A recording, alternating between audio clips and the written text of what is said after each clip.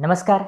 तुम्हाला माहिती आहे का 80% जे ॲलर्जीचे पेशंट आहे अशा लोकांना मॅक्सिमम फक्त एकाच गोष्टीची ॲलर्जी असते, त्याला डस्ट माईट असं म्हणतात. तर डस्ट माईट हे एक मॅक्रोस्कोपिक ऑर्गॅनिझम आहे. युजुअली आपल्या घरामध्ये आपल्या जे बेडरूम किंवा जे जुनाट जागा आहे त्यामध्ये आढळतो व त्याचं जे खाण्याचं जे मुख्य घटक असतो ते आपले जे ह्युमनची जी स्किन आहे डेड यावर ते जगत असतात, म्हणून आपल्या जे घरामध्ये ते आढळतात. आता त्यांना शोधायचं कसं? मुख्यतः त्या 2 गोष्टींमुळे त्यांना आपण शोधू शकतो की डस्ट माईट ॲलर्जी सिम्प्टम म्हणजे जे ॲलर्जिक रायनायटिस पेशंट जे सर्दी, शिंका, नाक वाहणे, डोळ्याला पाणी असे सिम्प्टम तुम्हाला असतील, वारंवार कफ, खरखरी, छाती भरून येणे, खोकला, दम लागणे व हे जे सिम्प्टम आहे युजुअली तुम्हाला अर्ली मॉर्निंग असतील तर तुम्हाला डस्ट माईट असण्याची चान्सेस खूप जास्त असतात.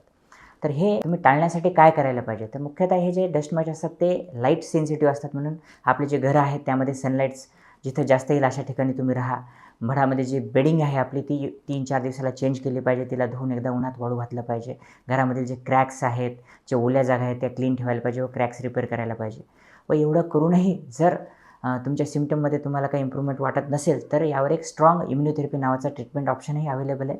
फक्त जे इम्युनोथेरपी आहे हा 3 ते 5 वर्षाचा ट्रीटमेंट कोर्स आहे, कारण की तुम्हाला जे डिसेन्सिटायझेशन व्हायला किंवा डस्ट माईटचे जे टॉलरन्स निर्माण व्हायला 3 ते 5 वर्ष लागतात.